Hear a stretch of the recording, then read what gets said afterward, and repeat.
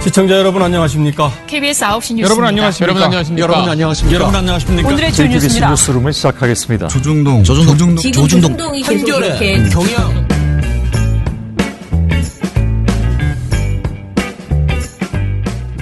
민원연의 미디어 탈곡기 669화를 시작하겠습니다. 예, 안녕하세요. 저는 언론 권력을 감시하는 시민단체 민주언론시민연합에서 사무처장으로 일하는 김원경입니다. 네, 방송 모니터 담당하는 조선입니다. 이정일입니다. 예, 저희 오늘 예고해드린 대로요. 청소년 성착취 관련된 이제 모니터 보고서입니다.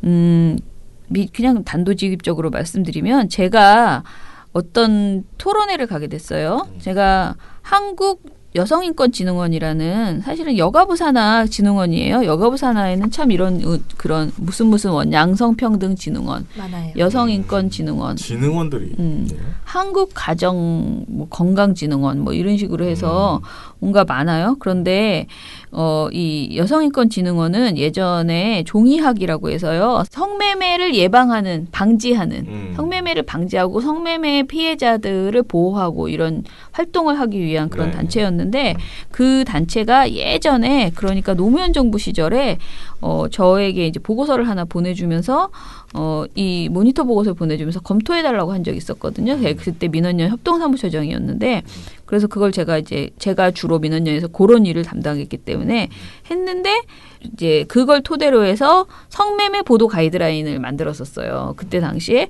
그런데 그때 당시에도 그게 너무 부담스러워서 여성가족부가 아시죠? 지금 하태경 의원 등이 어떤 무슨 여성가족부가 뭐 발표하면 막 비판하잖아요. 사실 그런 분위기는 그때에도 있었나 봐요. 그래서 여성가족부가 이게 또 성매매니까 너무 예민한 주제잖아요. 그래서 그거를 이제 공개를 안 하고 그냥 연구 결과로만 그러니까 막 대외적으로 적극적으로 활용한 게 아니고 책을 냈지만 그냥 연구 결과로만 보관을 하고 있었대요. 근데 이제 그 이후에 이 종이학이라는 단체가 한국여성인권진흥원으로 이제 이름이 바뀌면서 완전히 이제 제대로 된 지원을 받는 그런 단체로 됐고요. 그런데 지금 그 한국여성인권진흥원이 주로 여가부 산하 다른 원들과의 차별성은 딱 그거예요. 성매매 관련된 논의를 여기서 집중한다라고 되어 있어요. 그러니까 성매매 없는 사회를 만들기 위한 그런 활동들에 집중하고 있는 거죠. 근데 거기에서 이제 최근에 청소년 성착취 관련된 그 토론회를 하겠다라고 했고요. 그 토론회에 토론제로 나와달라고 해놓고 하다 보니까 발제자 비슷하게 돼버렸고 그래서 할 수 없이 보고서를 썼고 보고서를 쓰다 보니까 제가 보고서를 쓰는 과정에서 문제 있는 보도들을 몇 가지를 느껴서 선희 씨한테 이거는 우리 민원연 보고서로 제 발제문이 아니고 민원연 보고서로 썼으면 좋겠다라고 했는데 또 그거를 선희 씨가 또 확대해가지고 더 많은 기사를 이제 점점 일이 커지고 있는데 더 확대해서 쓰게 됐어요. 그래서 이제 보고서가 거의 10장짜리가 됐고요. 사실은 제 발제문도 거의 10장이 되거든요. 그러니까 사실 이게 되게 사이즈가 커졌어요. 그래서 오늘 이 이야기를 할 텐데 제가 그 토론회를 다녀왔는데 그 토론회는 지난 수요일 날 했습니다. 근데 경기대학교 그 이수정 박사라고 있죠. 유명한 범죄심리학. 네네네. 그것이 알고 싶다 자주 네, 나오시죠. 자주 나오시는 출연자. 그 박사님이 이제 주요 발제를 하셔가지고 이 채팅 웹을 통해서 어떻게 청소년 성매매가 이루어지는지 성착취가 이루어지는지 이 이야기를 굉장히 정말 뭐라 그럴까 진짜 기분 나쁜 그런 적나라하게? 내용을 다 들려주셨어요.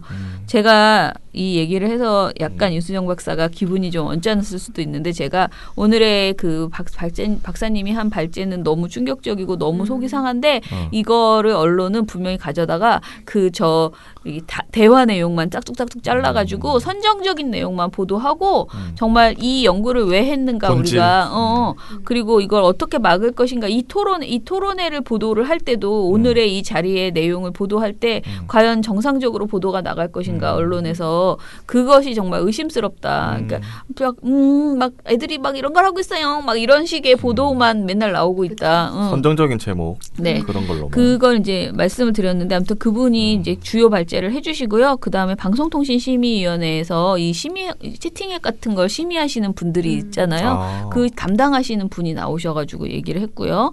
이렇게 해보겠다. 직원을 2명으로 늘렸다.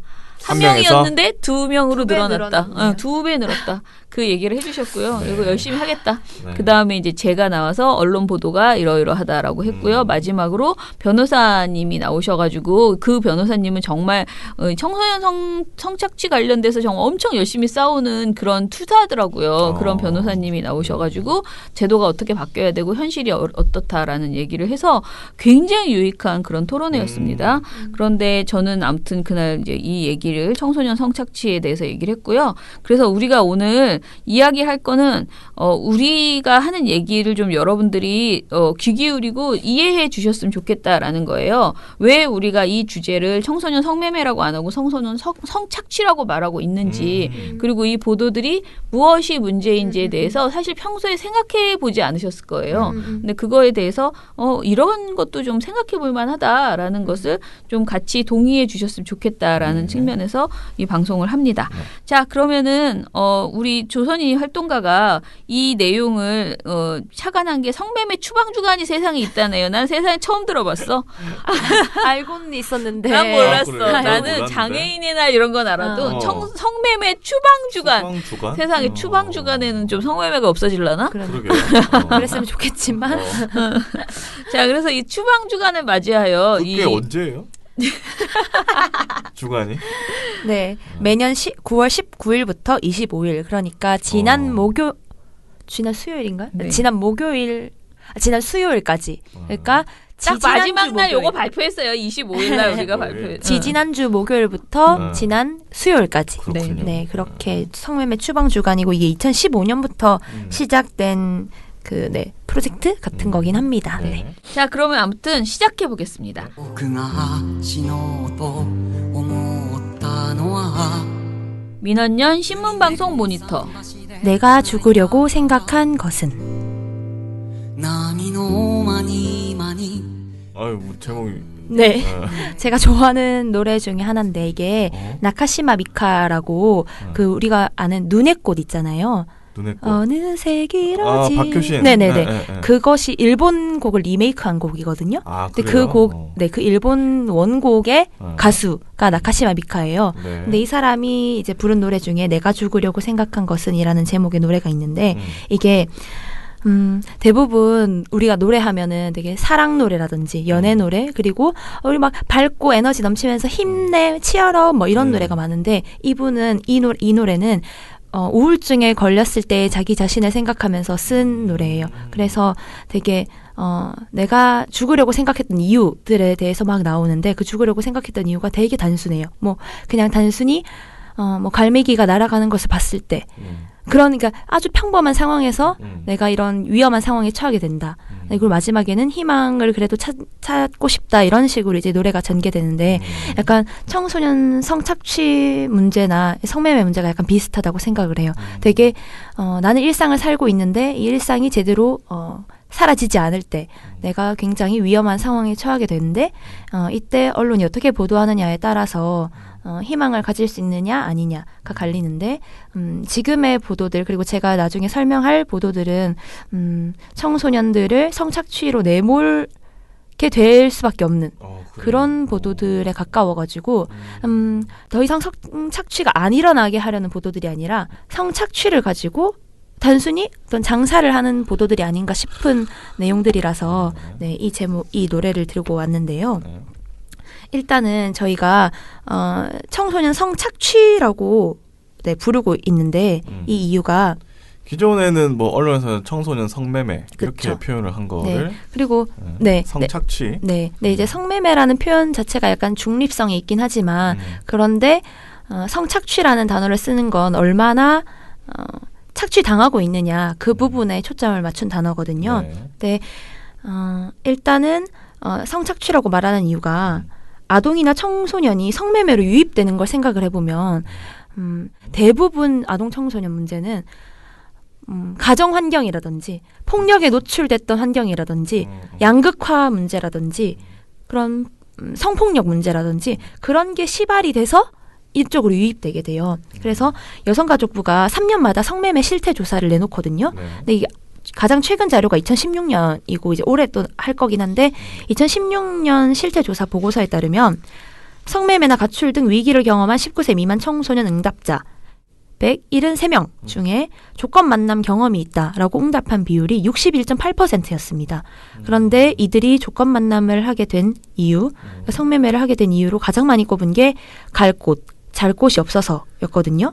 그러니까 이런 현실에서 청소년 성매매라고만 부르면 이들이 사회 속에서 성을 착취당하는 것이다. 낮은 사회적 경제적 지위 때문에 라는 걸 제대로 드러낼 수 없기 때문에 네, 저희는 청소년 성착취로 불러야 한다. 이런 생각이 있고요. 그리고 이걸 모니터하게 된 이유를 다시 거슬러 가보면 아동 청소년 대상의 성착취는 맨 처음에 80년대에 일본에서 원조 교제라는 개념이 유행했어요.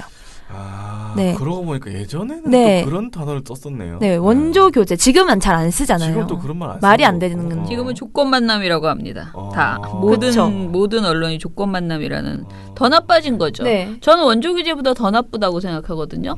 이게 원조 교제 그러면 그래도 좀 나쁜 사람들이라는 생각이 들거든. 원조라는 로 교제를 한다니? 로 교제를 하는데 조건 만나면 더 동등해진 거야. 그렇죠. 학생 그렇네. 네, 그래서 더 나쁩니다. 저는. 그런데 네. 어찌 됐든 그런 말들이 계속되고 네. 있죠. 근데 이제 그 80년대 일본에서 이게 먼저 유행했는데 이게 이 개념이 90년대에 우리나라에 들어오면서 본격적인 사회 문제가 됐어요. 그런데 지금이 2019년이니까 오래된 문제이죠. 근데 특히 올해 주간은 채팅 앱 등 온라인 기반의 청소년 성매매 문제의 심각성을 알리는데 정부가 초점을 맞췄습니다. 이 네. 추방 주간에. 근데 생각을 해보면 예전에는 그런 채팅 앱이라든지 채팅 사이트 같은 게 덜 발달했었을 때는 그러니까 아주 오프라인으로나 아니면 어떤 상업적인 어떤 그 집결지 같은 곳에서 성매매가 일어났다고 하면은 요새는 알선자를 중간에 안 끼고 채팅 앱 같은 걸 중간에 껴서 1대1로 성매매가 이루어지는 그런 문제가 요새는 엄청난 이쪽 세계의 화두입니다. 그래서 저희가 청소년 그리고 채팅 앱을 기반으로 한 어떤 범죄가 일어났을 때 한국 언론이 이걸 어떻게 보도하고 있느냐 이거에 대해서 저희가 궁금증을 가졌었고요. 그래서 저희가 모니터한 기간은 지난해 9월 18일 부터 올해 9월 18일로 1년을 잡았는데 사실 뭐 조국만큼 그렇게 많은 보도가 있었지는 또 않아요. 사실은. 한데 네, 그래서 1년치는 그래도 많은 것 같은데. 근데 해봐야 되겠다 이런 생각이 들어가지고 지난 1년간 포털 사이트에 올라온 기사들 중에서 청소년 성매매 또는 청소년 성착취가 들어간 키워드의 기사들을 이제 훑은 다음에 저희가 이제 이 모니터를 뽑은 거거든요. 9월 18일부터 시작한 거는 그 성매매 추방 주간 바로 직전이라서 그렇군요. 네, 9월 18일로 꼽았습니다. 네. 근데 기본적으로 청소년 성매매라는 키워드를 넣고 검색해 보면 한 3,700여 건의 기사가 나왔거든요. 네. 그런데 청소년 성착취라고 넣어보면은 네. 한 250건 나와요. 있긴 있는데 한 14배 정도가 차이가 나고 너무 있어서 적네. 네, 대부분 청소년 성매매라고 부르고 있더라. 그래서 이 성착취의 구조를 제대로 드러내는 용어를 사용한 언론이 없었다 많이. 거의 없다. 네, 거의 없다라고 볼 수 있겠는데요. 근데 이제 청소년 성매매란 단어가 포함된 기사를 전체적으로 보면서 눈에 띈 게 청소년들이 성매매를 미끼로 성인들의 금품을 갈취하고 폭행했다라는 사건 사고 소식을 전하는 기사들이 많았어요. 이게 되게 복잡하죠. 그러니까 청소년들이 네. 성매매를 미끼로 해서 그러면 이제 그 성매수하려는 사람이 왔을 거 아니에요? 그렇죠. 이 사람한테 협박해서 너 성매매 하려고 했지. 내가 신고할 거야. 라고 해서 금품을 갈취하거나 폭행했다거나 이런 류의 사건 사고 이건 사건 사고잖아요. 사실은. 그렇죠. 이런 기사들이 아주 많았다라는 것이죠. 근데 이제 제가 좀 설명을 드리면 이 이제 청소년 성매매 또는 청소년 성착취로 이제 검색을 했을 때 나오는 기사들의 유형이 기본적으로는 꼭 그런 것만 있는 거 아니에요. 그러니까 가출 청소년에게 성매매를 강요했다라고 해서 그런 범죄 보도가 또 나오고요. 네. 그다음에 청소년 성매매나 성범죄에 관련된 통계를 전하는 보도도 나옵니다. 지금 통계가 뭐 어찌저찌 나왔다라는 얘기도 나오고 그리고 채팅 앱을 통한 성매매 성착취 문제도 지적하는 보도 뭐 한겨레 같은 데서 되게 중요한 좋은 보도들이 나와요. 네. 그리고 이제 제일 칭찬하고 싶은 사실 저희가 상을 줬어야 되는데 못 줬다고 너무 안타깝게 생각하는 건 SBS 마부작침이에요. SBS 마부작침 팀이 워낙 좋은 보도들을 많이 했는데 2019년 올해 6월 24일부터 한 며칠 동안 했는데 2019 청소년 성매매 리포트라는 걸 냈어요. 저는 제가 만난 많은 그 성매매 그 지원 사업 관련된 그 방지 관련 사업 하시는 분들이 이 보도를 통해서 교육을 하고 있다는 걸 알게 됐거든요. 정말 좋다라고 얘기를 해요. 근데 이게 또 우리 회원인 심영구 기자가 만든 보도거든요. 근데 굉장히 잘 만들었어요. 그러니까 이렇게 좋은 보도들을 일단은 좀 많이 보시면 돼요. 이걸 보시면 우리가 한 말 지금 방송 듣는 것보다 훨씬 더 깊이 있게 왜 청소년 성착취인가 그 구조의 문제를 굉장히 잘 정리하고 있거든요.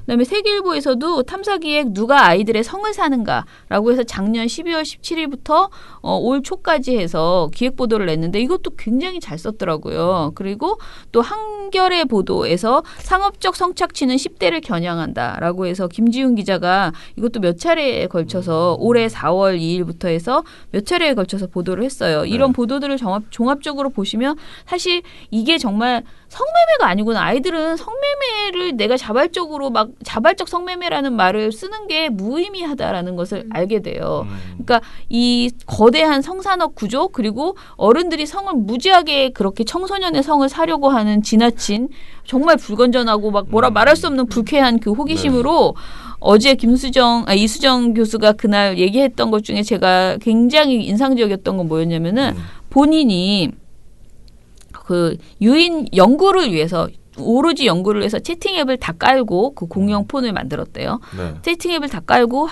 대학생들이 채팅 앱에 접속을 한 거예요. 그래서 이제 낮 시간대에 한 2시부터 뭐 4시 이렇게 시간을 정해놓고 그 시간대에 켰대요. 그래서 이제 뭐 12세 가출 청소년입니다. 가출 청소년입니다. 16세 청소년입니다. 20세 청소년입니다. 이렇게 다 썼는데 유형별로 했는데 12세 가출 청소년한테 다 같이 회의를 하면서 딱 모여서 딱 켰는데 수없이 많은 그 낮 시간대에 이제 그 접속 있잖아. 낮에 오후 2시에 다 직장에 있을 그 시간에 세상에. 그걸 보면서 어떤 그 이수정 선생님 말로는 이렇게 말했어요. 또 다른 세계가 있구나. 우리가 모르는 또 다른 거대한 세계가 있구나라는 진짜 현실 그렇네. 때문에 소름이 끼치고 그러니까 정말 기시감이 들었다. 너무너무 불편하고 이 현실이. 그런데 이게 있다. 그리고 이 문제만큼 여성과 남성의 인식차가 큰 것이 없다. 남성들은 그런 세계가 있다는 걸 사실은 되게 많이 알고 있고 많은 어른들은. 그런데 여성들은 설마 뭐 이렇게 생각하는 어떤 채팅 앱이라는 것도 사실 잘 모르고 청소년들이 그렇게 채팅 앱을 많이 한다는 것도 모르고 근데 이것이 제대로 이게 이름도 다 거기 이제 이수정 교수 그 연구 논문에는 이름 그 채팅 앱도 막 다 정확하게 써 있는데 이것이 제대로 어떤 규제 전혀 받지 않고 있고 그렇게 지금 되고 있고 그리고 방송심의에서 뭔가를 이렇게 방심위에서 뭔가를 제재하면 그 아이디만 제재하는 거기 때문에 다른 아이디로 다시 로그인하면 되는 것이고 참. 그래서 이게 참 끝도 없는 뭐라 그럴까 쓰레기를 여기 치우면 또 다른 쓰레기가 나오고 또 나오고 두 명으로 핵폐기물이네. 어떻게 할 수가 없네. 그런 어떡해. 상황을 막 보여줘요. 그래서 아무튼 청소년 성착취 관련된 이 보도에 있어서 언론이 정말 잘해야 되는 상황이다라는 말씀을 정말 드리고 싶은 게 언론이 이 상황을 보여주기만 해서도 안 되고요. 보여주기만 하면 오히려 더 많은 손님이 생길 수도 있는 거지. 주책 바가지들이 더 생길 수 있잖아요. 그러니까 그게 저희도 너무 이거를 심란하거든요. 하면서 그쵸. 좀 고민이 되네요. 그렇죠. 그러니까 우리가 되게 그거를 언론이 정신을 똑바로 차리고 보도를 해야 되는 거예요. 네. 이렇게 하는 게 옳은가에 대해서 계속 문제 지적을 해야 되고요. 구조적인 문제를 얘기해야지 그 선정적으로 그런 게 일단 문제라는 것이고요. 그래서 아무튼 그런 보도들이 너무 많았는데 보도 중에서 정말 우리가 이번 보고서에서 방점을 찍은 것은 왜 성인이 청소년한테 당한 건 이렇게 많이 보도하느냐라는 거예요. 성인이 청소년들이 그 어떤 짜고 이제 여성 한 명을 이제 미끼로 해서 남자 나쁜 오빠들 그 누군지 알죠? 그런 오빠들이 여자애 한 명을 데려다가 걔한테 성매매를 강요해서 그렇게 해요. 그런 다음에 이제 치고 들어가는 거죠. 그래서 나 얘 오빠야.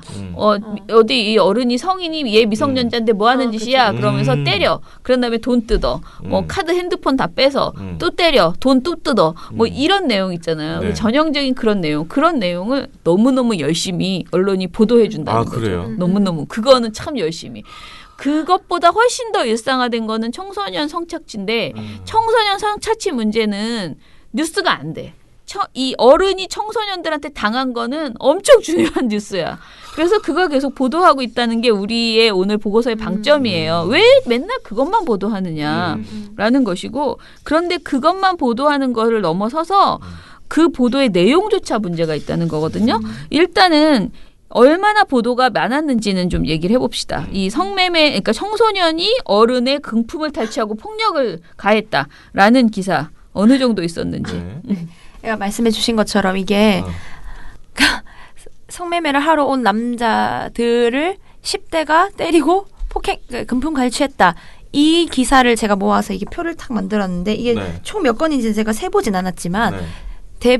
그러니까 뭔가 사건이 탁 발생하면은 맨 처음에 통신사가 이걸 탁 써요. 통신사가 네, 연합뉴스나 뉴스원, 뉴시스 같은 사람들이 네. 탁 쓰잖아요. 네. 그러면 그걸 받아 쓰잖아요, 원래 언론들이. 그렇죠. 그렇게 해서 막 보도들이 줄줄이 계속 나오는 거거든요. 그러니까 이게 패턴이 있는 거죠. 그러니까 통신사가 이걸 먼저 보도해요. 근데 그게 대부분 뭐 성매수 시도 남성 폭행해 스마트폰 빼앗은 10대들 이런 식으로 보도를 하면은 네. 그 아래로 한 5건의 똑같이 쓰이거나 아니면은 더 나쁘게 제목을 뽑은 기사들이 막 나오고요. 네. 또 다르게는 노컷뉴스가 좀 특이하게 단독 보도를 내면서 단독. 네, 성매매 미끼로 흉기 강도 상해한 간큰 10대들 뭐 이런 단독 보도를 내나요? 그러니까 아까 말한 연합뉴스 그 보도랑 비슷해요. 내용은. 그러면 또 이 단독을 받아 써서 여러 인터넷 매체들이 또 받아 쓰고 이런 방식으로 이제 진행이 됐거든요. 네. 그래서 연합뉴스가 작년 10월, 올해 6월, 7월 비슷한 내용이에요. 이게 다. 그러니까 지금 그 사건들은 다 똑같아요. 그 내용은. 똑같이 성매수 시도한 남성들을 폭행하고 금품 탈취했다. 내용은 똑같은데 사건이 계속 발생하잖아요. 비슷한 사건이 많아요. 은근히 여기서 방송 그러니까 제가 보기에 한 네. 4개의 사건이 되게 비중 있게 네, 보도되고 네. 있거든요. 네. 예. 그런 비슷한 내용의 기사를 내놨더니 총 22건의 받아쓰기 보도를 내놓는 거예요. 네. 근데 받아쓰기라 보도를 내놓는데 웃긴 게 뭐 무서운 10대 아니면 간 큰 10대 뭐 돈 뜯은 뭐 10대 뭐 실형 뭐 이렇게 제목을 더 자극적으로 뽑아서 받아쓰기 보도를 한다는 것이죠. 그리고 뭐 강도짓, 조건 만남 유인해 폭행 뭐 이런 뭔가 아주 자극적으로 제목을 클릭수 뽑아서 높이려고 하는 그런 네. 제목 같네. 네, 약간 거기에 얘네들이 이걸 미끼로 쓰고 있다 이런 생각이 자극적인 제목들. 네, 들었거든요. 근데 이 청소년을 이제 무서운 10대로 그리는 거는 사실 우리 신문분과에서 전에 기획 모니터 한번 했잖아요. 그때 보면은 사실 청소년에 대해서 너무 이제 그런 이미지를 많이 주는 거는 사실이에요. 그러니까 뭐 청소년 건드리지 마라. 청소년 제일 무섭다. 근데 그거는 사실은 그것도 구조적인 물론 어느 시대나 청소년은 싸가지가 없었다라고 하지만은 사실 늘 그렇잖아요. 그렇죠. 그런데 이제 구조적으로 지금 현재의 청소년들이 처하고 있는 상황이 더더욱이 옛날에도 어려웠겠지만 지금 유난히 더 어려운 것도 그러니까 교육적인 문제나 뭐 불평등 문제나 이런 게 더 심화되면서 그리고 이 빈부격차도 지금 굉장히 심각한 그렇죠. 상황이고 복지가 아직 제대로 안 되어 있는 이런 상황 속에서 계속 청소년들은 더 건드릴 수 없는 정말 그런 어떤 분노와 어려움이 이제 있는 거예요. 네. 그런 상황을 계속 무서운 10대로 그냥 이 나쁜 놈들라고만 몰아가고 싸가지 없는 것들. 그들의 어려움이나 그 문제를 양산한 건 어른인데 걔네가 그렇게 무서워진 건 우리 때문인데 우리의 문제를 얘기하지 않는 거죠. 그게 굉장히 문제라고 생각을 하고요. 그리고 지금 말한 것처럼 연합이나 이런 데서 좀 드라이하게 보도를 내놔도 애초에 원보도는 그거를 더 선정적으로 각색해서 제목을 뽑아서 선정적이거나 폭력적인 그러니까 자극적으로 뽑아서 그렇게 내는 것도 문제다. 라고 네. 생각을 하고요. 그리고 이제 이런 것을 이렇게 청소년의 범죄를 부각하는 사례가 그냥 우리가 생각하기에 어뷰징 그런 거는 좀 이름 없는 데서 하지. 이렇게 뭐 큰 데서는 안 할 거야라고 생각하는데 KBS, MBC 다 이런 식의 어뷰징 그래요? 보도가 나온다는 거죠. 네. 예. 근데 이제 그 통신사가 맨 처음에 쓴다고 했잖아요. 그런데 그 와중에 지상파 3사와 YTN 인터넷판에서 똑같이 베껴쓰기 한 기사들을 막 내놓는 게 있어서 제가 이거를 짚었는데요. 네. 그러니까 연합뉴스가 성매매 위기로 돈 뜯으려던 10대들 입건, 뭐 채팅 앱 써, 대상 접촉 이런 기사를 냈잖아요. 그러면 KBS와 MBC와 SBS와 YTN이 거의 비슷한 내용으로 제목도 뭐 그냥 대충 비슷하게 보도를 내놓는다는 거죠. 근데 이렇게 내놓는 것도 문제인데 네. 이 사건을 보면은 이게 지난 6월에 나온 사건인데 이 사건을 보면 웃긴 게 채팅 앱으로 만났고 그 남성이 성매매를 제안한 다음에 협박해서 돈을 뜯으려고 했던 10대들이 있잖아요. 걔네들이 네. 입건이 된 거예요. 네. 경찰이 넘겼어요. 어. 그런데 성매수를 시도한 남성은 입건되지 않았어요. 연합뉴스가 그렇게 이제 전달을 한 거죠. 어디 네. 경찰발 보도 자료를 받았거나 아니면 자체 취재를 해서 그렇게 썼는데 이 자체가 되게 이상하잖아요. 이상하다고 생각을 하거든요. 근데 그 남성이 이런 식으로 이제 그 변명을 했다는 거죠. 실제 성매매할 의도는 없었고 비행 청소년을 선도하려고 갔다. 그 이유를 대면서 봐봐라 내가 돈을 지갑을 안 들고 가지 않았느냐. 전혀 하려는 의도가 없었다라고 했더니 경찰이 이걸 그냥 그래 하고 입건 처리하지 않고 내보내줬다는 거죠. 네. 근데 만약에 연합뉴스가 그렇게 썼을 때 KMS, YTN이 문제의식이 있었다고 하면은 단순히 이걸 받아쓰는 게 아니라 아니 그렇게 한다고 하더라도 지금 성매매 미수인 거잖아요. 그러면 그러니까 이런 사건은 대부분 성매매가 이루어지지 않은 거예요. 타의에 의해서. 그러니까 실제 성관계나 성적인 접촉이 안 이루어지는 거죠. 왜냐하면은 도중에 10대들이 들어와서 문을 열고 폭행하려고 하고 금품 갈취하려고 하니까 안 일어납니다. 그러면 미수 처리가 되는 거잖아요. 근데 그러면은 이 미수가 된다고 해서 처벌을 안 받는 게 합당할까? 라는 그 문제의식을 가지고 보도를 해야 되는데 그런 문제의식 없이 단순히 받아쓰기를 한다는 거죠. 그러면 이게 뭔가 클릭 장사를 위해서 하는 게 아닌가라는 의심이 충분히 들고요. 이게 진짜 미수면은 이 처벌 안 받나? 라는 생각이 들잖아요. 청소년이나 아동이 아니라 성인을 대상으로 한 성매매는 미수, 그러니까 성적인 접촉이나 성관계가 없었을 경우에 딱히 처벌 조항이 없어요. 아 그래요? 네, 그 성매매 처벌법에. 근데 그러니까 성매매 하기 전에 덮쳐서 잡으면 소용이 없다는 거죠. 성인은, 시도를 성인끼리는 자기는 시도를 했는 거를 정황을 포착해도 네. 잡을 수가 없어요. 네. 그런 게 이제 성인이죠. 네, 근데 아동과 청소년의 경우에는 그렇게 놔두면 안 된다고 우리가 생각을 할 수 있잖아요. 네. 그래서 미수에 그쳤더라도 처벌할 수 있는 처벌 조항이 있습니다. 아 그래요? 네, 실제로 그 청소년 성보호법, 이게 우리가 아청법이라고 흔히 하는데 이 아청법 제13조 제2항에서는 아동 청소년의 성을 사기 위해서 이들을 유인하거나 아니면 성을 팔도록 권유, 그러니까 알선 한 자는 1년 이하의 징역, 너무 형이 적은데 1년 이하의 징역 또는 1천만 원 이하의 벌금에 처한다라는 처벌 조항이 명시돼 있습니다. 그러니까 이게 성매매를 제한하거나 아니면 대가를 흥정, 뭐 예를 들면은 교통비 뭐 10만 원 줄 테니까 여기까지 와라. 이런 이런 것만으로도 이제 유인 또는 권유로 인정될 수 있기 때문에 형사처벌을 받을 수 있다는 거죠. 그러니까 뭐 조항이 있네. 네, 있어요. 근데 이게 성매매 제한에 응해서 나온 성인이 선도를 목적으로 내가 나왔다 라면서 변명해서 풀려났으면 이건 사법 체계가 문제가 있는 거잖아요. 그러게요. 네. 아니 뭐 만약에 채팅 앱이 만약 있었으면 뭐 그 대화 내용만 확인해봐도 그쵸.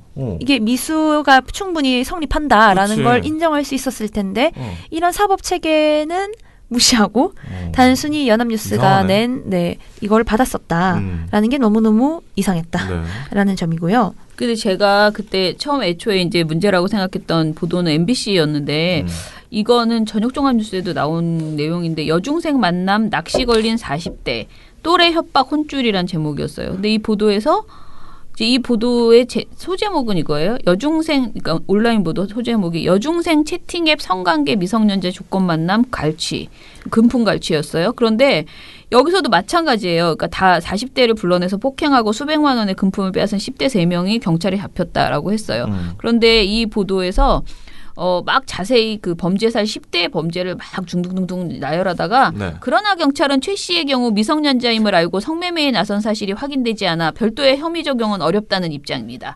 이렇게 얘기했어요. 그러니까 최 씨가 그 성구매자예요. 성구매자가 미성년자임을 알고 성매매에 나선 사실이 확인되지 않아. 그러니까 이 사람이 나는 몰랐네. 난 미성년자인지 몰랐네. 이렇게 우긴 거예요. 그랬더니 그래서 별도의 혐의 적용은 어렵다는 입장입니다. 이게 보도예요. 이게 보도의 내용이거든요. 그러면 이 보도는 계속 10대 청소년과 그를 미끼로 해서 협박을 한 남성 청소년을 모두 한꺼번에 묶어서 10대 범죄자로 그렸어요. 근데 전 이것도 문제라고 생각해요. 그 안에 있는 여성 청소년과 그러니까 또래 포주라고 우리가 말을 하는데요. 굉장히 나쁜 그 남자 애들이 그 여자애를 그쵸. 갈취해서 미끼로 쓰는 미끼로 써서 이걸 하거든요. 정말 무서운 사람은 아이들에게는 이 10대 그 성매매 피해자들 있잖아요. 성착취 피해자들은 제일 무서운 게 또래들? 그렇죠. 그 사람들이 걔네들이라고요. 포주의 역할을 걔네가 하는 제일 거니까. 무섭다고 하거든요. 근데 이걸 묶어서 10대 범죄자라고 해버리면 사실은 그건 정확한 표현이 아닌 거죠. 그리고 이 10대 청소년, 여성 청소년 걔는 정말 피해자일 수 있는데 진짜 걔를 가해자로 지금 묶어가지고 같이 얘기하고 있어요. 한패로 그런데다가 그냥. 그런데다가 40대 남성 성구매자 이 사람은 완전 문제가 없다는 거지 여기서 이 보도에서. 그러니까 이거는 정말 어처구니 없는 너무 문제의식이 기자의 문제의식 이 사안에 대한 문제의식이 너무 낮다라고 생각이 드는 거죠. 그런데 우리가 오늘 조금 얘기한 것처럼 적극적으로 법을 해석하면 충분히 이걸 문제 삼을 수 있음에도 그렇죠. 불구하고 그리고 사실 현실적으로 경찰이 하는 행위가 정당하다 하더라도 그럼 기자가 이게 과연 옳은 걸까요?라고 물어야지 되는 거죠. 그쵸. 제도에 문제가 있다라는 얘기를 해야 되는 거죠. 그런데 계속 이렇게만 얘기해 주면은 어떻게 되냐? 이걸 보는 수많은 남성 고객님들께서는 몰랐다고 하면 되는구나. 또는 나는 미성년자인지 몰랐다. 빠져나가야 나는 생각이 있어서 한 게 아니고 훈계를 하려고 채팅 앱에 접속해가지고 막 이렇게 애들을 만난 거다. 나는 훈계하려고 했을 뿐이다. 딱 잡아떼면 괜찮다는 거잖아. 그 정보를 주고 있는 거예요. 악용하는 지금 방법을 이게. 가르쳐주는 꼴이네요. 그러니까 왜 도대체 이런 보도를 하냐는 거지. 이렇게 보도할 거면 차라리 보도하지 마라 제발. 그렇네. 이거를 보도해줘서 공익적인 거는 그 아저씨들한테 좋은 정보를 주는 것밖에 없다는 거죠. 공익적인 게 1도 없네요. 네. 그쵸. 그냥 진짜 이상한 보도네. 네. 이게 너무 이상하다는 거죠. 어. 네. 그러니까 대부분 경찰 발로 이런 그 기사가 나오면 대부분 뭐 누가 입건 처리됐고 걔네들의 혐의가 뭐고 이런 다음에 만약에 CC는 입건이 안 됐으면 그 이유에 대해서 설명을 막 하는데 우리가 생각하기에는 지금 성매수자가 입건이 안 됐고 안 됐으면 이거에 대해서 분명히 그 경찰한테 물었어야 하고 만약에 안 됐으면 그 이유에 대해서 이렇게 구구절절히 설명해 주면 정보로 쓰인다라는 거잖아요. 이런 보도들이 대부분 많아요. 그러니까 이런 사건의 경우에는 청소년들이 대부분 입건이 되거나 아니면 어떤 뭐 형사처벌을 받거나 유죄 판결을 받거나 이런 거란 말이죠. 그렇죠. 그런데 성구매자는 그렇지 않았다. 라고 대부분 그렇게 돼요. 그러면서 설명을 해주는 보도들이 또 있었어요. MBC 저 사례 말고 인터넷 매체 중에 한 곳의 사례를 하나 들어보면은 제주도에서 일어난 비슷한 사건인데 이 경우에서 이 사건에서 이제 성매수자가 어떤 식으로 얘기했냐면 몰랐다 나는 미성년자인지 몰랐고 성인인 줄 알았다. 근데 아까 말했듯이 성인의 경우에는 성매매 미수에 대한 처벌 조항이 없기 때문에 이 사람을 성인인 줄 알았다라고 하면은 되게 애매모호해지는 부분이 있긴 있어요. 그러면 이거는 사법의 문제인 거죠. 이거 법 체계의 문제. 근데 그 인터넷 매체가 뭐라고 전했냐면 성매매 대상이 미성년자인지 몰랐다면 아청법이 아닌 성매매 처벌법 적용을 받는다. 현행 그 성매매 처벌법에는 성매매를 했으면 거기에 대한 벌칙 조항만 있을 뿐 미수에 대한 처벌 근거가 없기 때문에 최 씨처럼 10대와 실제 성관계를 맺지 않았다면 처벌이 어렵다. 라고 하면 그 정보를 주게 되는 거예요. 그렇죠. 그러니까 이 경우에 그러니까 성매매 단계까지 안 나갔으면은 예를 들어 이런 사건의 경우 그러니까 내가 금품 갈취를 당하고 폭행을 당한 경우에는 내가 여기서 빠져나갈 수 있는 구멍이 있구나. 또 성인이었다라고 말을 하면 성매매 처벌법에서는 성인 여성을 대상으로 한 성매매 미수는 처벌하지 않는구나. 이 두 가지를 알게 돼요. 아니 수사 채팅 앱을 보면 알잖아. 그쵸? 걔가 12세 뭐 몇예요라고 해서 만났다는 걸 왜 금방 만났는지 왜 그 경찰이 그걸 수사 못해? 나올 텐데. 핸드폰 바로 보고 하면 되지. 근데 무슨 그런 말 같지도 않은 소리를 하면서 내가 훈계하러 왔다. 미성년자인지 몰랐다. 그러니까 오죽하면은 지금 뭐 이게 문화일보 보도는 아예 정보를 아주 아주 공공연하게 제공하는 미성년인 줄 몰랐다 해라. 성범죄 상담 카페라는 이런 그러니까 이게 그런 성범죄 상담 카페가 있는데 그 카페가 문제다라고 보도하는 척하면서 사실은 그 정보를 다 준다는 거죠. 옛날에 무슨 마약 보도 같은 거, 마약 어떻게 하는지 머리 빡빡 깎아라 뭐 이런 거. 이렇게 하면 안 된다 해놓고 막 사는 방법 가르쳐주고. 그러니까 맞죠. 그런 식의 그런 보도들이 진짜 심각하다라는 겁니다. 자, 근데 사실 저는 이거 말고도 우리 보고서 말고도 제가 이제 애초에 썼던 그 모니터, 그러니까 발제문에서 얘기했던 거는 그동안 우리 민원연이 여러 보고서 성매매 관련된 그 여러 보고서를 냈는데 그 중에서 이제 성폭력 관련된 보고서도 여러 번 냈잖아요. 근데 성폭력 보고서에서도 이런 비슷한 사례가 되게 많이 나와요. 왜냐면은 성폭력이 처음엔 채팅 앱으로 만나서 예를 들어서 이제 만났어요. 근데 그 아이는 성관계까지는 할 생각이 없었어. 그 채팅 앱에선 처음에는 뭐 데이트 그런 정도로만 이제 제안을 한단 말이에요. 아저씨들이. 처음부터 막 이렇게 안 한단 말이에요. 어떻게 보면 글루밍을 막 하는 과정이 거쳐져요. 그래서 얘도 이제 그루밍을 당한 거예요. 당했다가 성폭력을 당했는데 여중생인데 그 보도를 하면서 그 여중생은 성폭력이라고 걔네 집에서는 성폭력이라고 해서 이제 고소를 했는데 상대방이 경찰이거든요. 상대방 아저씨가 경찰이에요. 경찰이라고요? 그거 보도가 이제 MBN에서 되게 주요하게 보도가 됐어요. 그런데 이 보도를 낼 때는 어떻게 보도가 나오냐면은 여중생과 경찰이 여중생을 성폭행해서 지금 수사가 진행 중입니다. 라고 하는데 사귀는 사이였다고는 하지만 문제가 되고 있습니다. 사귀는 사이였다고 하지만 어쩌면서 한 보도 1분 20초 정도 되는 보도 안에 사귀는 사이가 5번이나 나와요.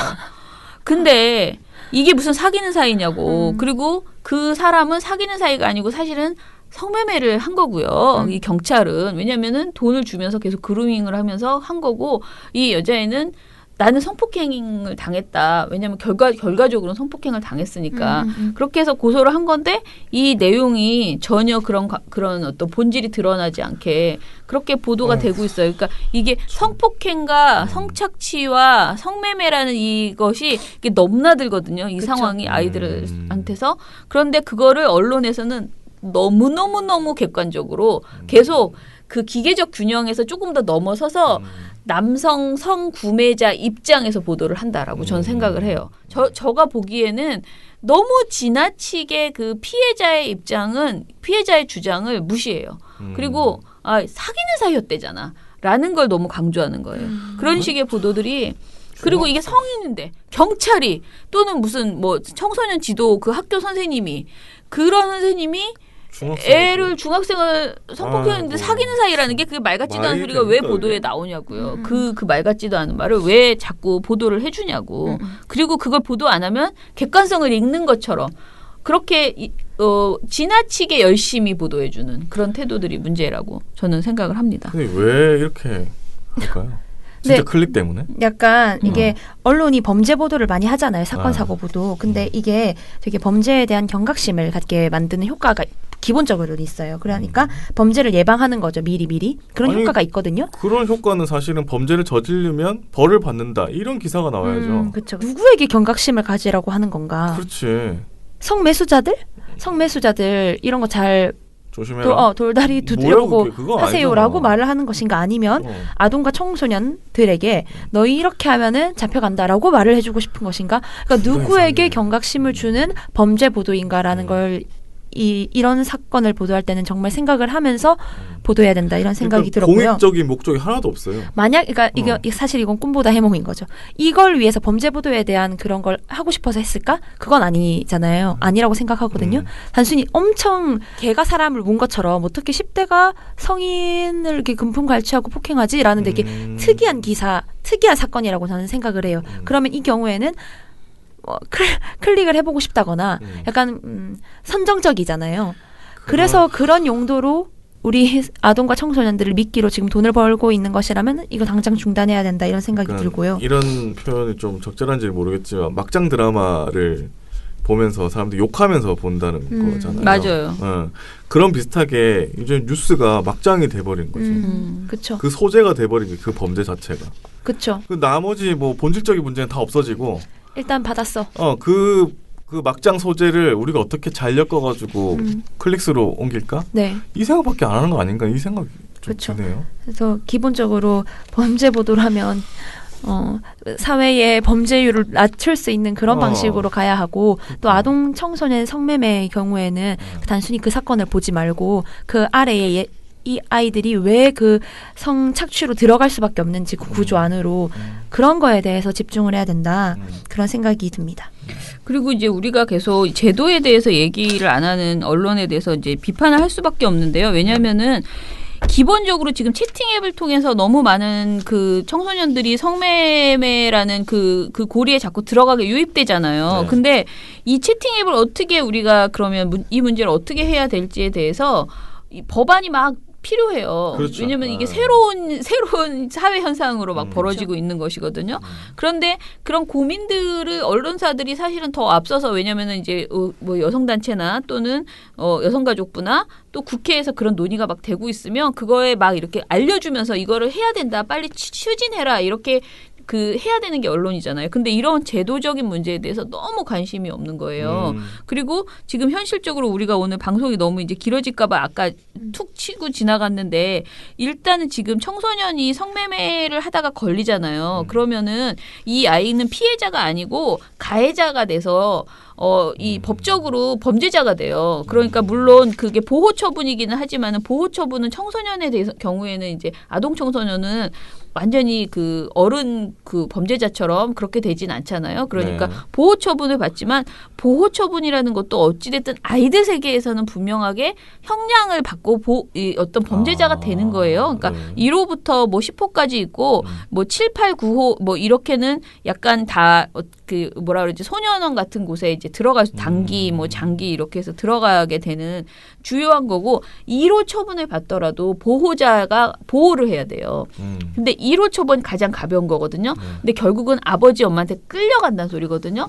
그러면 이 아이들은 청소년들은요 세상에서 제일 무서운 게 자기가 잘못한 걸 엄마 아빠한테 들키는 거잖아요. 아니 근데 사실 처음부터 가정에 뭔가 문제가 있거나 해서 그래서 이제 그런 나온 경우들이 애들이잖아요. 많잖아요. 근데 어찌 됐든 얘네들은 걸리지 않기 위해서 자기가 불이익을 받아도 그게 협박의 고리가 되는 거예요. 그래서 너 이거 내가 신고할 거야? 그러면 이 아이는 신고 당하면 자기가 제일 낮은 것은 아버지한테 엄마한테 끌려가서 막 겁나 혼나고 다시 집을 나와야 되는 그 상황이 벌어지는 거고 제일 나쁜 것은 이제 소년원에 가게 돼요. 근데 소년원에 간다거나 또는 중간중간에 보호 관찰 기관 이런 데 들어가잖아요. 그러면 정말 그 사례를 읽어보니까 하나도 제대로 된 어떤 보호나 교육을 받는 게 아니고 정말 두들겨 맞기만 하고 그 또래 집단 속에서 점점 나쁜 것만 배워가지고 나오게 되는 그런 사례들이 이제 발생한대요. 그러다 보니까 이 아이들은 아무리 이게 싫어도 그 성매매 구조에서 빠져나올 수가 없어. 이게 성착취라는 거예요. 그러니까 거기서 나오게 하려면 이 아이들이 피해자성을 인정해줘야 돼요. 우리 사회가. 그래서 얘네는 가해자가 아니다. 범죄자가 아니다. 그러니 얘네는 성착취의 피해자이므로 보호하는 어떤 그런 제도가 마련되어야 되는데 이게 지금 아직 멀었다라는 거죠. 그다음에 그 이수정 교수는 새로운 법을 만들어야 된다. 채팅앱 관련돼서. 이건 분명하게 필요하다라고 얘기를 하셨어요. 그러니까 기존의 어떤 법으로 아청법을 대충 손보는 게 아니고 신규 법을 그 채팅앱을 통해서 너무나 많은 범죄들이 벌어지는데 이게 되게 허술하다는 거예요. 그래서 이것에 대해서는 뭔가 제도가 필요하다라는 얘기를 했거든요. 근데 이런 모든 부분들이 언론이 문제 제기를 해줘야지 되는 부분이에요. 그래서 좀 언론이 좀 적극적으로 그러니까 나는 사실 성매매 전체가 다 없어져야 되지만 뭐 어떤 사람들은 성매매는 뭐 무슨 인간의 무슨 태어날 때부터 뭐 만들어진 제도다 이러가면서 못 없앤다라고 얘기해. 그러면 그럼 말 같지도 않은 소리 별로 듣고 싶지 않지만 기본적으로 청소년 성매매는 막아야 되잖아요. 그럼 청소년 저는 이제부터 성착취라고 우린 하지만 청소년 성착취는 절대 안 된다. 그건 어떤 핑계를 대서도 몰랐다. 뭐 이런 그런 잡소리 다 인정하지 않고 뭐 사귀었다. 뭐 어쩌고 저쩌고 사랑하는 사이다. 다 필요 없다. 그러니 제발 청소년 성착취는 막아야 된다. 이거를 언론이 정확하게 관점을 세우시고 그런 제도를 마련하기 위해서 보도를 좀 해달라. 그리고 이런 남의 불행을 가지고 신이 나가지고 이렇게 이렇게 장난질 치고 선정적으로 하는 그런 기사를 내지 말아달라라는 것이고요. 그리고 마지막으로 말씀드리고 싶은 거는 이 청소년을 이렇게 가해자로 청소년 성매매의 이 피해자가 아니고 가해자로 하는 이런 나라가 거의 없다라는 거예요. 그죠? 우리가 지금 알아본 네. 바에 의하면 그래요? 예, 영국은 아예 법에 청소년 성착취라고 성매매가 아니고 성착취라고 박았고요. 네. 그거는 우리가 지금 말한 그런 이유 때문이에요. 청소년은 성매매를 할 수 있는 자발적 성매매를 하는 그런 어떤 판단보다는 성착취 구조에 들어가 있다라는 것을 분명히 알고 있어서 네. 그렇게 했고 그리고 영국이나 미국도 청소년 성매매를 했다가 걸리면 청소년은 그 범죄자가 아니래요. 그러니까 그런 상황이라는 거. 그래서 우리의 그 상황도 분명히 바뀌어야 된다라는 것을 아이고. 말씀을 드립니다. 약간 그 마지막으로 힌트를 드리자면 그 언론분들이 취재해야 할 것이 그 아청법 말씀해주신 그 차장님께서 말씀해주신 그 부분이 그러니까 성매매의 피해 그러니까 성매매로 피해를 입은 아동이랑 성매매를 자발적으로 했다고 보면서 그 상대방이 된 아이들 이렇게 두 개를 분리하고 있거든요. 아청법에서는. 그러니까 성매매를 비자발적으로 끌려가서 한 아이들과 성매매를 자발적으로 했다고 생각해서 한 아이들 이렇게 피해 아동과 대상 아동 그러니까 상대방이 된 아동 이렇게 둘로 나누고 있어요. 아청법에서. 근데 이렇게 둘로 나뉘게 되니까 그 피해 아동에 대해서는 충분히 보호를 하는데 대상이 된 아동 그러니까 자발적으로 했다고 보는 아동들은 아까 말한 것처럼 그 보호 처분 같은 걸 받는다는 거죠. 네. 그런데 이게 되게 오랫동안 이걸 이제 바꿔야 된다, 개정해야 된다라고 말했는데 이 아청법 개정안이 지난해 2월에 국회 여성가족위원회를 통과했는데 계속 지금 1년 넘게 법사위에 계류돼 있어요. 그래서 이 문제를 정확히 짚지 않으면 지금 분명 이건 성착취인데 뭐로 봐도 다 성착취인데 이거를 피해와 대상을 이렇게 탁 나눠가지고 얘네들을 처벌하고 이런 규정을 빨리 없애야 된다. 그래서 이거에 대해서 지금 법사위 통과가 빨리 될 수 있도록 언론에서도 힘을 써줬으면 좋겠다. 네, 그런 생각입니다. 네. 근데 제가 여기서 약간 정정해야 되는 게 그 아청법에서요. 피해자는 오로지 성매매는 자발적 비자발적이 없어요. 피해자는 강간 강제추행의 피해자를 피해자라고 생각하고요. 성매매는 무조건 대상아동 청소년이에요. 이게 더 문제. 그러니까 성매매를 한 아이는 무조건 자발적이냐 비자발적이냐 이거가 상관없이. 아니고 그냥 대상아동 청소년이야. 그게 더 나쁘다는 거지. 그러니까 그렇게 구분하기가 어려워요. 사실은. 그렇죠. 그것도 불가능한 일이고. 그런데 아무튼 성매매의 상대방이 된 아이는 대상아동 청소년이야. 성매매를 한 대상이라는 거지. 그러니까 얘네는 피해자가 아니에요. 그러니까 지금 아청법에서 피해자라고 하는 것은 강간이나 강제추행의 피해자들만 피해자라고 보는 거거든요. 근데 이게 참 그래서 이제 대상아동 청소년이 되면 벌을 받게 되니까 그 처분이 너무 무서워서 아이들은 계속 그 안에서 빠져나오지를 못하고 있는 거예요. 악순환이네, 계속. 네, 네. 사실 이 문제는 성인 여성도 마찬가지예요. 성매매에 있어서 그 성매매 피해자라고 생각 안 하고 너 자발적으로 했잖아. 그러면서 신고하면 내가 끌려가니까 내가 어떤 뭐 폭력을 당하고 막 돈을 떼이고 막 별별 그 이상한 그런 일을 당해도 신고하지 못하게 되는 그런 구조가 지금 심각하다라고 우리가 계속 그 얘기를 하는데 어른 얘기는 접어두고 아이들부터 봤을 때 아이들만이라도 빨리 이것은 법을 바꿔야 된다라는 얘기를 계속 하고 있는 거거든요. 자, 그래서 아무튼 저는 그날 모니터 토론회를 나가가지고 그 단체 많은 분들로부터 민원연이 조국이나 이런 거 참 중요하지만 네. 이런 것에 좀 더 관심을 갖고 모니터를 해달라라고 이제 약간의 잔소리 비슷한 부탁 비슷한 것을 많이 받고 왔습니다. 네.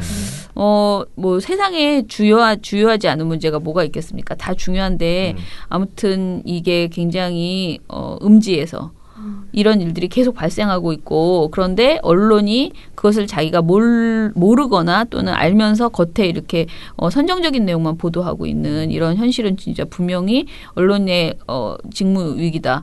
왜냐하면 지금 자기들이 그렇게 국민의 알 권리를 강조하는 그 기자들이 국민의 알 권리를 위해서 이런 거나 좀 보도해다오 그런 말씀을 드립니다. 네. 자, 그럼 오늘 방송은 이것으로 마무리하고요. 오늘 사실은 뭐 사법적 폐해 지금 그 거리에서 지금 굉장히 많은 분들이 검찰개혁. 바쁘실 네. 거예요. 아침부터 네. 지금 챙겨 입고 네. 제 어느 집회로 나갈까라고 생각하실 거예요. 서초동으로 갈까? 사실 저희는 오늘 그러니까 토요일 날 무슨 집회를 하고 있냐면은 동아조선 그 100년 청산 시민행동이 주체가 돼서 아베규탄 시민행동과 같이 결합해서요. 그 일본 대사관 앞에서 6시에 조선 동아 규탄 이제 또 집회가 있어요. 근데 이것보다 저 서초동에서 벌어지는 검찰개혁. 지금 검찰개혁 집회가 훨씬 더 새가 클 것 같습니다. 그렇네요. 어디로 가든 가십시오. 집에 네. 있지 마시고 많이 나가셔서 국민의 목소리를 들려드리는 것은 이제 내가 나가라고 진짜 한다고 강제로 좀 나가지 나가야 될 때입니다. 않겠지만 이제는 네, 진짜. 네 들려드리도록 하시면 좋겠습니다. 네. 자, 그럼 오늘 방송 이것으로 마무리하겠습니다. 민원연의 미디어 탈곡기는 내일도 열심히 들어드리겠습니다. 탈탈탈 안녕. 네, 오늘 뉴스데스크 마치겠습니다. 청년에게 시청해주신 꿈과 희망을 여러분 채널 A가 고맙습니다. 함께합니다. KBS 시청해주셔서 9뉴스 오늘 순서 모두 마치겠습니다. SBS는 앞으로도 내일 끝까지 뵙겠습니다. 파헤치겠습니다. 고맙습니다. 오늘 8시 뉴스9 뉴스 모두 여기서 마치겠습니다. 마치겠습니다. 시청해주셔서 고맙습니다. 고맙습니다. 뉴스팔 여기서 마치겠습니다. 저희들은 내일도 함께해 주십시오. 최선을 다하겠습니다. 여러분 고맙습니다. 탈탈탈 안녕.